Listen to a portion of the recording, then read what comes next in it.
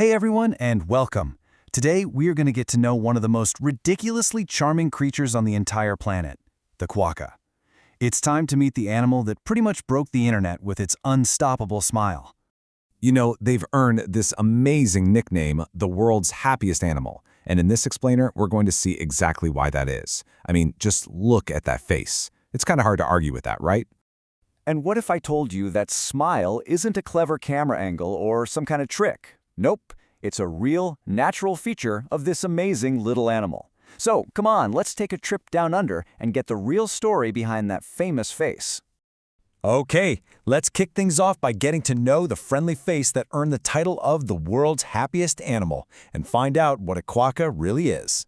So, what are we looking at here exactly? Well, a quokka is a small marsupial. To give you some perspective, they're about the size of a regular house cat. And you can only find them in one very specific small corner of the world, beautiful Western Australia. Here's a little piece of history for you that's pretty wild. When a Dutch explorer first spotted them, way back in the late 1600s, he actually thought they were giant rats. He even named the island he found them on, Rot Nest, which literally means rat's nest. Today, of course, we know it as the famous Rot Nest Island. So just to be super clear, despite that early mix-up, a quokka is definitely not a rat, not even close. Let's put that myth to bed and find out where they really fit in the animal kingdom. A quokka is a marsupial, which is the group of mammals that carry their babies around in a pouch.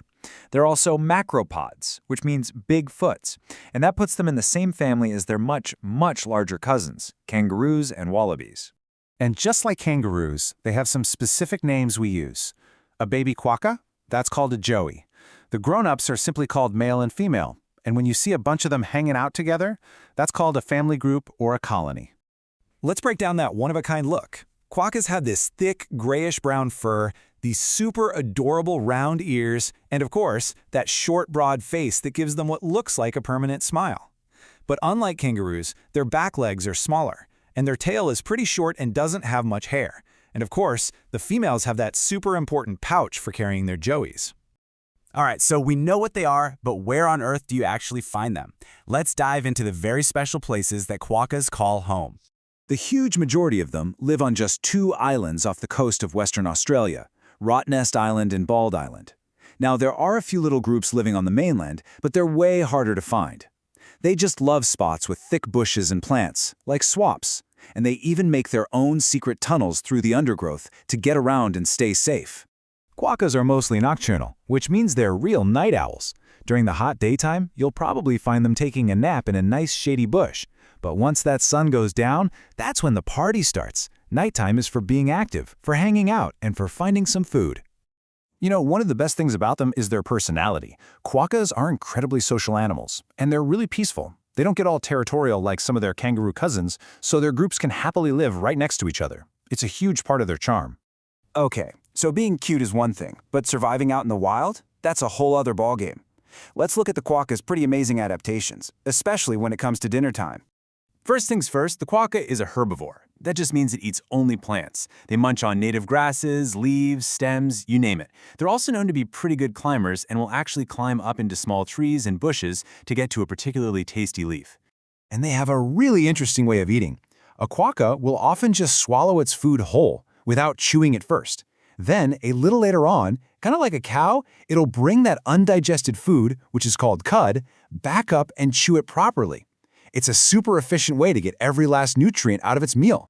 When it comes to survival tricks, the quokka has a secret weapon, its tail. It actually stores fat in that short little tail. It's like a personal energy pack they can draw on if food gets scarce.